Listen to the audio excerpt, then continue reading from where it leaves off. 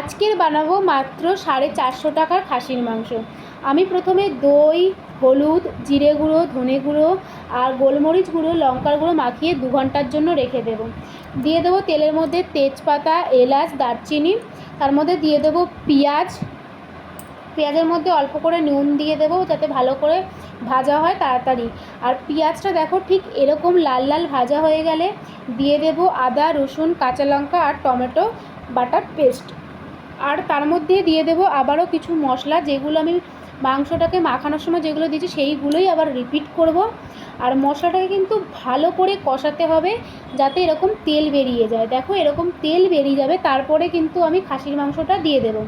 আর দেখো খাসির মাংসের মধ্যে কিন্তু কিছুটা জল দেখাতে, এটা কিন্তু জল নয়, যেহেতু আমি টক দই মাখিয়ে রেখেছিলাম তার জন্য একটা জল বেরিয়েছে, সেই জলটাও কিন্তু আমি একসাথে দিয়ে দিয়েছি।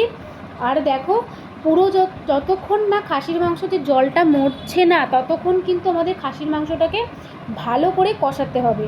আর দেখো কষানোর পরে কিন্তু ঠিক এরকম দেখতে লাগবে। তারপরে প্রেশার কুকারে দিয়ে 7খানা বা 8খানা সিটি মেরে নিয়ে নামিয়ে নিলেই কিন্তু খাসির মাংস পুরো রেডি। আর দেখো কত সুন্দর দেখতে হয়েছে।